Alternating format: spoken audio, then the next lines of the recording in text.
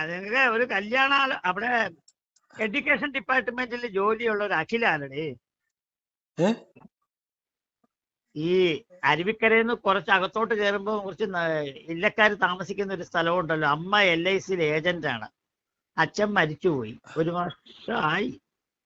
എന്തോ അറിയില്ല. എന്റെ കൂട്ടുകാരന്റെ മകളെയാണ് നിശ്ചയിച്ചത്. കല്യാണം മുടങ്ങിപ്പോയി. ആ പയ്യന് ജോലിയുണ്ടോ? പയ്യന് ജോലിയുണ്ടോ? പയ്യൻ എഡ്യൂക്കേഷൻ ഡിപ്പാർട്ട്മെന്റില്.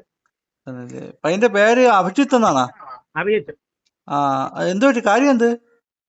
നിനക്കറിഞ്ഞൂടെ കാര്യം എന്താന്ന്? ഇല്ല, അറിയില്ല.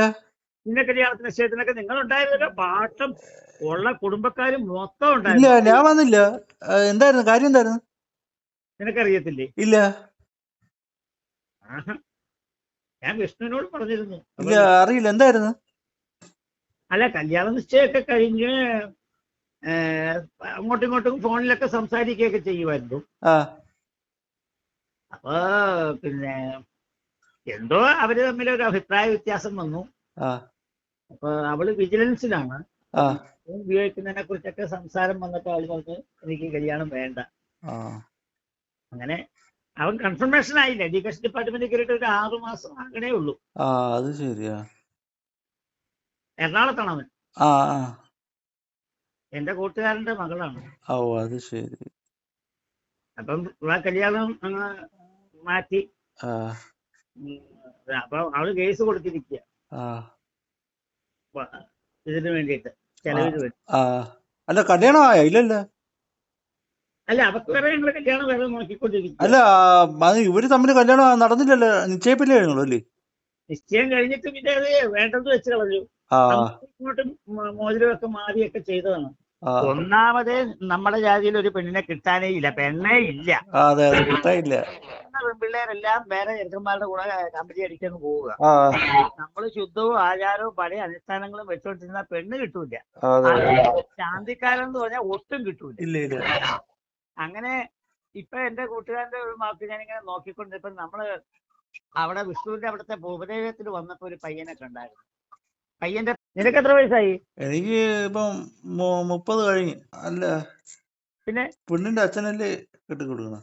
അതെ, പെണ്ണിന്റെ അച്ഛൻ കെട്ടി കൈകെട്ടിക്കും. ചെറുക്കനല്ലല്ലോ കെട്ടുന്നേ. അല്ലല്ല.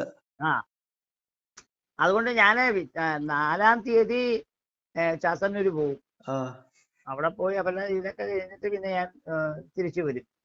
5-ാം തീയതി കൊട്ടാരക്കര വെച്ചാണ് കല്യാണം. അങ്ങോട്ട് പോകുന്നില്ല, ഇവിടെ പോകാന്ന് വെച്ചിരിക്കുക. ഇതെന്റെ ഇവർക്ക് എസ്റ്റേറ്റ് ഉണ്ട്.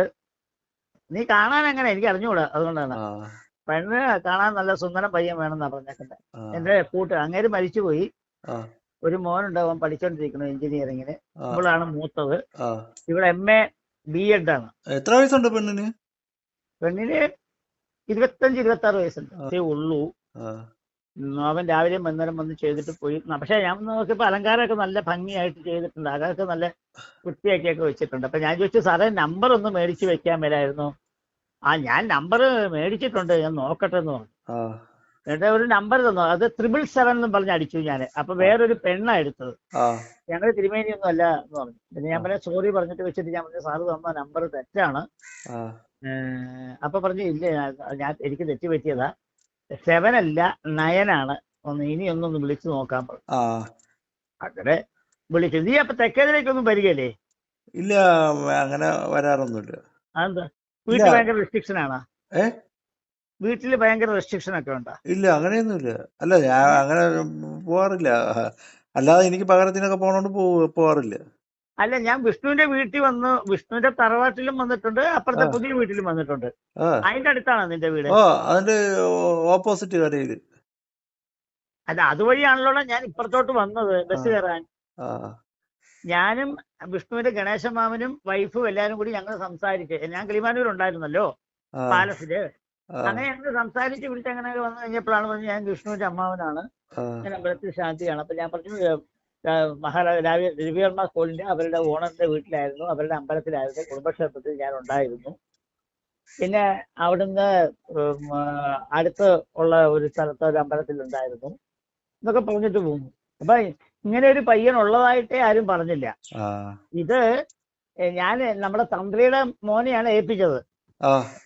അവൻ ആരാണ്ട് അവന്റെ കൊച്ചച്ഛൻ മരിച്ചു പോയത് കാരണം പെലയാന്ന് പറഞ്ഞ കാരണം ഇവരെ ഓടിപ്പോയി തെക്കേതില്, ഞാൻ ലീവല്ലേ, ആ തെക്കേതിൽ പോയി അവിടുത്തെ കമ്മിറ്റിക്കാരുമായിട്ടൊക്കെ സംസാരിച്ചാണ് നിന്റെ നമ്പർ അവര് കൊടുത്താണ് നിന്നെ വിളിക്കുന്നത്. ഉം.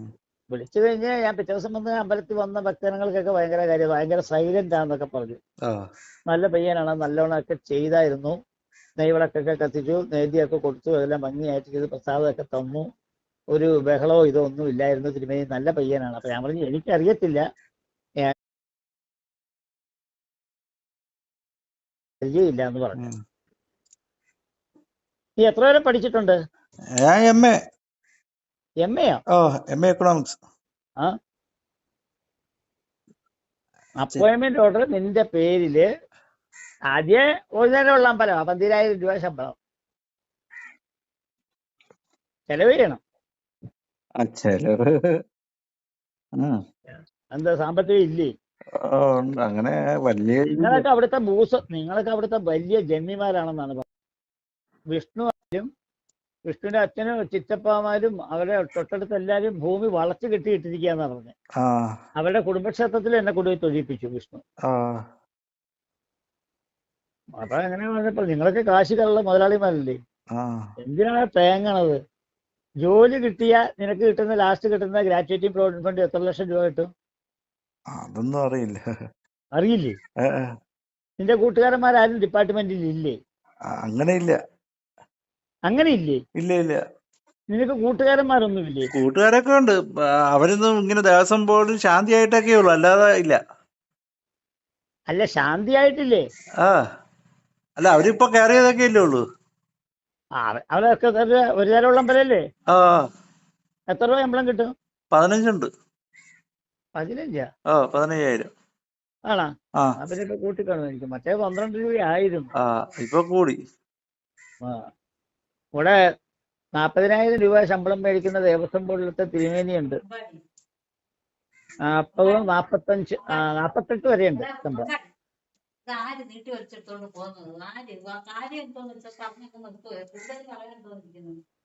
ഹലോ, പറയണ ആരോ സംസാരിക്കണ്ടല്ലോടാ ഇടയില്? അത് അമ്മ സംസാരിച്ചാണ്. അത് ശരി. നിങ്ങൾ എത്ര പേരുണ്ട്? 2 പേര്. നീ അനിയനും ആണോ? ചേച്ചിയാണ്. ചേച്ചിയെ കല്യാണം കഴിച്ചു കൊടുത്തു? എവിടെയാണ്? മണ്ണടി. മണ്ണടി അതെവിടെയാണ്? മണ്ണടി അടൂര്. ശരി. അടിയൂർ ദേവസ്വം ബോർഡിലാണോ? അല്ല, ആദ്യം പൂജയായിരുന്നു, ഇപ്പൊ അല്ലാതെ ടെസ്റ്റ് എഴുതി കിട്ടി ഹെൽത്ത് ഡിപ്പാർട്ട്മെന്റില്. Health department? അത് ശരി. അതെവിടെയാ? അവിടെ അടുത്ത് തന്നെ, പത്തനംതിട്ട. ശരി.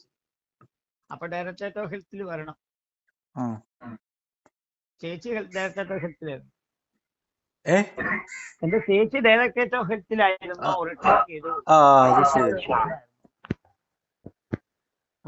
കുഞ്ഞമ്മ ഹെൽത്തിലായിരുന്നു, ചിറ്റ ഹെൽത്തിലായിരുന്നു, ചേച്ചി ഹെൽത്തിലായിരുന്നു. അപ്പൊ ചേച്ചിയുടെ സണ്ണിലോ DMOയുടെ PA ആണ്.